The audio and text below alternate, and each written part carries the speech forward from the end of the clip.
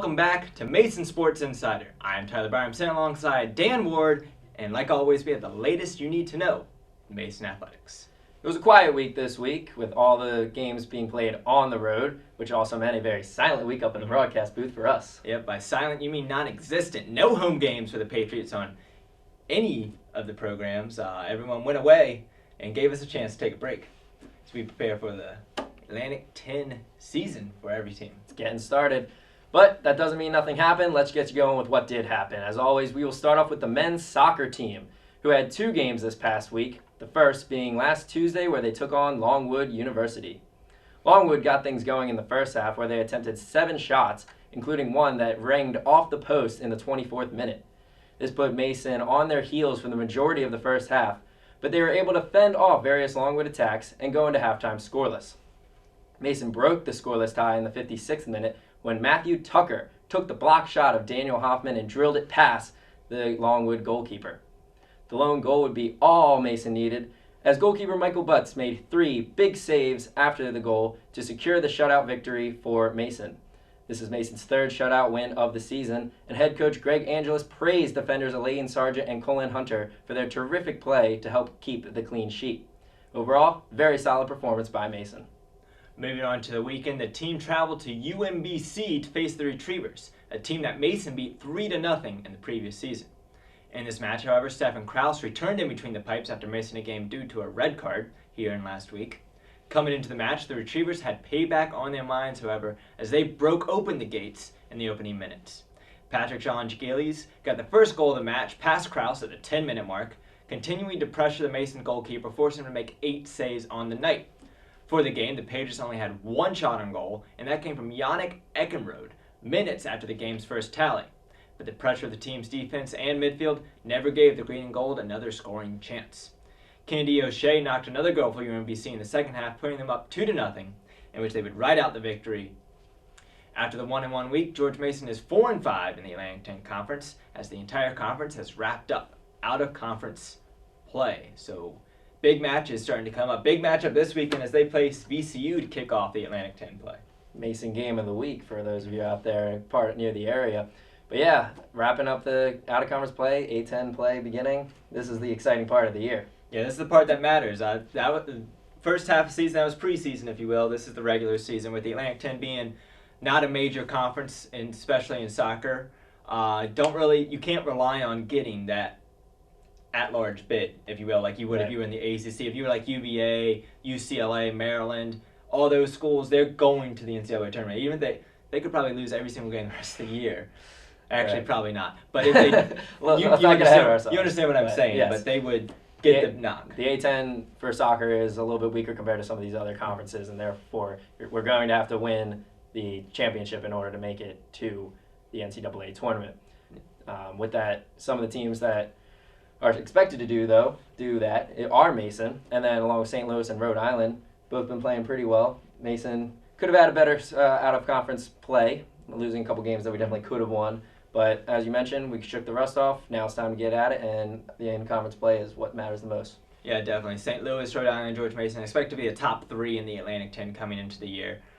George Mason, though, I'd say kind of a lackluster out-of-conference play. Meanwhile, VCU, who was projected to finish 4th, they've been struggling this year. Again, they've upped the ante. They've increased their out-of-conference schedule by a lot, playing some nationally ranked teams.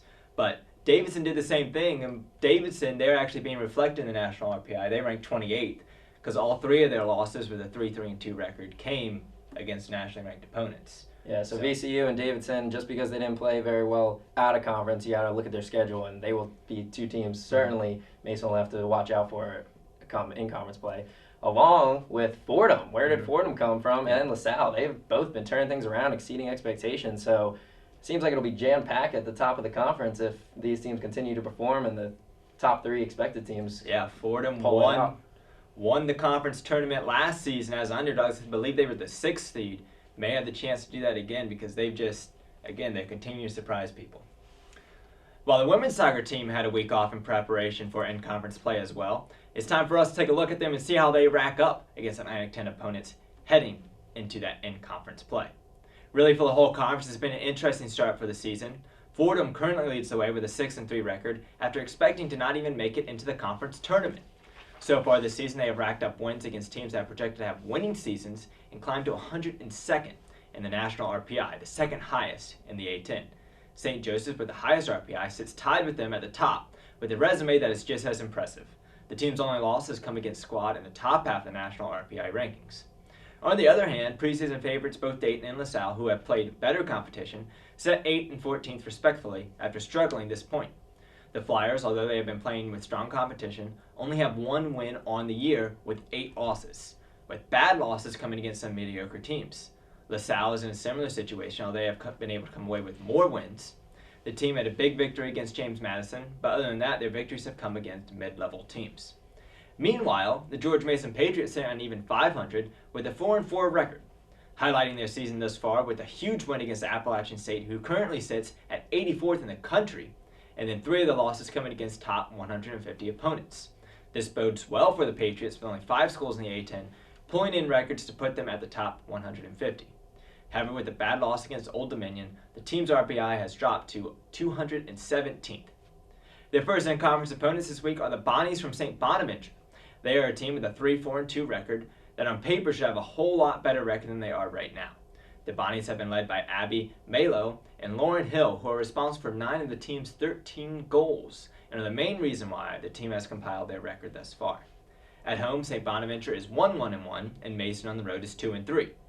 While we begin to talk about it, here's the current Atlantic 10 standings for your reference.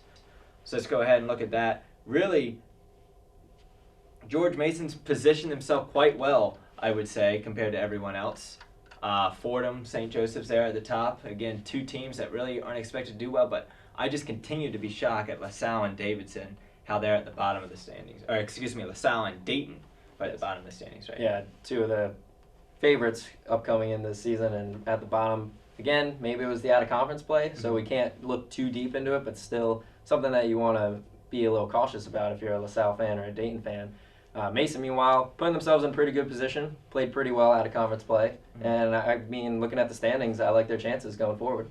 Yeah, one thing, though, Dayton and LaSalle, they're going to come back. Of course. So while they may not have that great of an out-conference record, and while they may be struggling at this point, if you're Mason, you have to go out and you have to get those 2 victories. You have to get victories early on because you can't rely on Dayton and LaSalle still sitting back. Because while they might lose the first or the second game in A10, eventually they're going to have a record that's maybe 7-1, 6-2, 6-0-2, something along those lines is going to be up there and get them back in.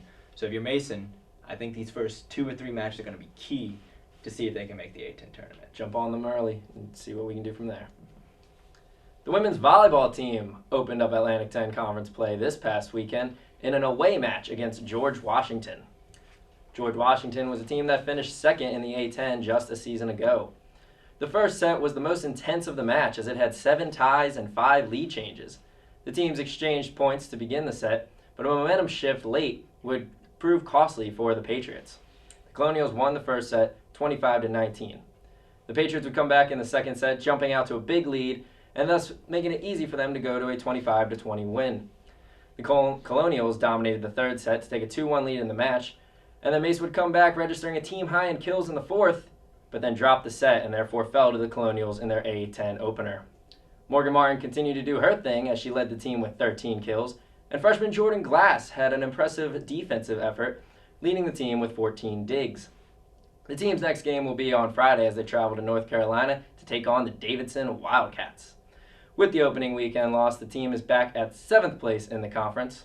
Currently, Rhode Island, St. Louis, and Dayton lead the way after racking up 2 wins each this past weekend. I'm kind of disappointed that the Patriots lost that revolutionary rivalry match, but still early on, George Washington, they're a very good school, especially for women's volleyball, so we'll see what happens. Yeah, we talked about it earlier. It would have been nice to jump on that 1-0 lead in the Colonial rivalry, but unable to get it done. They continue to play hard. Head coach Simpson is very happy with their play, and she sees a lot of building and a lot of character in this team, so there's a lot of good things going forward. Good to hear. For the second straight week, the men's and women's cross-country teams had off, but will return to action as they host the Patriot Invitational in Leesburg, Virginia this upcoming weekend. So, although we've been a bit quiet on the cross-country front, they're coming back soon, so don't go anywhere. Now we have a couple of Mason Athletic stories. Last week we talked about the new recruits for the men's basketball team, so this week let's take a look at the other team, the women's basketball team. Head coach Nyla Millisone has recruited 4 new players to George Mason. Freshmen Jewel Triggs and Shanier Bell will join the women's basketball team this season and will likely have an immediate impact and immediate playing time. Triggs is listed as a 5'11 guard who averaged 21 points and 6 rebounds her senior year of high school and was named to the All-District First Team and All-Region Team. Bell, meanwhile, is also listed at 5'11", playing forward, and scored nearly 2,000 points and had over 1,200 rebounds in her high school career. She was named her district's Player of the Year her senior year, and these two will join transfers that Millicent recruited in April Hansen from Drexel University and Sylvia Maxwell from Niagara University. Both players will have to sit out this season due to NCAA transfer rules, something that Mason had to deal with last season, but those players will be returning this season. They have a quartet of juniors coming off of the redshirt seasons last year. Kara White, Bridget O'Donnell, Tiffany Paget, and Katrina Hutzel. A lot of new players on this team, a lot of new faces that will be joining the court. Only 5 returning players that had playing time last year will be returning. Last year, the team went 5-11 in conference play and 13-17 overall. So all these new recruits coming in makes it a fortuitous season looking forward, looking like a good season coming up. Yeah, overall, I'd say the trend is upwards for the women's basketball team. But it's going to be an interesting year. Like you said, there's only 5 players that actually had playing time last year. The 3 or 4 players that you mentioned that sat out last season but will be playing this year due to the transfer rules, I believe those players are going to have a huge impact, probably more than people are expecting. Because when you sit out for a season, you gain a lot of valuable experience. Like, I know redshirting, some college players don't like it, some players need it. There's a whole bunch of controversy when it comes to redshirting. But I believe that it was good for these players, and I believe for the system that Nyla Millicent is trying to build here at George Mason, it helps her and it helps the program. And I believe while their overall record may not match what they did last season, as long as they can keep that in-conference record, if they can get that going upward, I believe George Mason should be very excited for the women's basketball team. I think they should be too. I think there's a lot of talent on this team, and not just the new players, but the returning players. We still have Taylor Brown coming back after a phenomenal season. Surprised during that entire thing you did not even mention Taylor Brown. I was talking about the new incomers, but of course Taylor Brown still here at Mason, leading the way. Looking for another great season from her. She's superstar. Easy to say superstar. Yeah, I believe the women's basketball team has a huge opportunity this year. May surprise some people, just like we've been saying for all the teams thus far. But I believe definitely with the women's basketball team. Meanwhile, let's do another preview for you. The men's and women's swimming and diving team seasons are about to get underway, and both squads are looking to improve off of their 3rd and 6th place finishes from the Atlantic 10 Championships last year. However, they will have to build their team without 11 seniors from last year's rosters. Most notable from the team will be missing the leadership of Daniel Camazo and Travis Laurie, who have a huge absence on the men's team. For the women, most of the team is returning, especially the star performers on the roster. Megan DeJohn and Sydney Fisher look to lead the women's team after their performances on last year, but both sides will have the help of 12 freshmen joining the roster. Those freshmen include Niles Bioli, Hagen Dietrich, Leonis Lau, Kamani Maina, Ryan Frayne, Jordan Withrow, Leah Raval, John Worker on the Masons roster. And then for the women, Marla Abanese, Hannah Denison, Melanie Howard-Hutton, and Christina McLemore. So it was a mouthful. There was a lot of new players coming into the swimming and diving team. But looking forward to their season. They had pretty good seasons last year, and hopefully they'll be able to build on it again. As you mentioned, a lot of returning players, a lot of key members coming back. We lost a couple good ones, but hey. Yeah, Mason's always had a good swimming and diving team on both fronts, the men and the women. Women, I believe, they're going to bounce back. They're going to be higher than 6 this year. The men probably going to stay about the same again. They're losing some key pieces on that roster. They're going to have to build back. But I believe both teams will have opportunities this year. Men may drop down a little bit, but overall, I think with the women bouncing back, they might give the men some momentum. And if you've never been to a swimming and diving match here at Mason, that's one of those hidden gems at the Aquatic and Fitness Center here on campus. Those are fun to be at if you've never been to one. Yes, certainly would recommend going if you haven't. Well, that will wrap up this week's edition of Mason Sports Insider. Here is a look at this week's upcoming schedule. Yeah, of course, when you're looking at this, you can't help but look at that game of the week, men's soccer against VCU at 7 on Saturday. That's going to be a huge match, I'm sure. Hopefully all the Patriot Platoon and Mason Nation can be there for that one. Yep, I'll certainly be there. I hope to see you there too, Tyler. And then women's soccer on Thursday, open up their A10 play against St. Bonnie's, as we mentioned, and women's volleyball continuing their A10 play against Davidson. Those should be some couple pretty good matches on that front. Yep, also, as we mentioned, the swimming and diving team, they kick off their season on Friday at American for the Potomac Relays, as well as the men's and women's cross-country team, both hosting the Mason Invitational just down the road. And wrapping things up on Sunday, both the women's soccer team and women's volleyball team will be traveling for away matches, as the women's soccer team will face Dayton and the women's volleyball team will face VCU.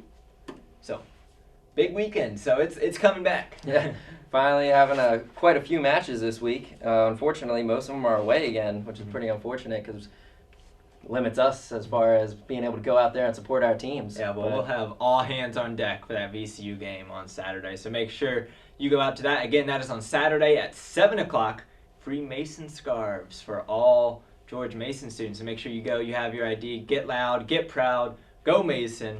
But that will do it for us on this edition of Mason Sports Insider. As always, if you'd like to follow us on Twitter, at @TheTylerByram and at @DManWard, you can follow us there. Until next time, I am Tyler Byram alongside Dan Ward, and we will see you next time, Mason Nation.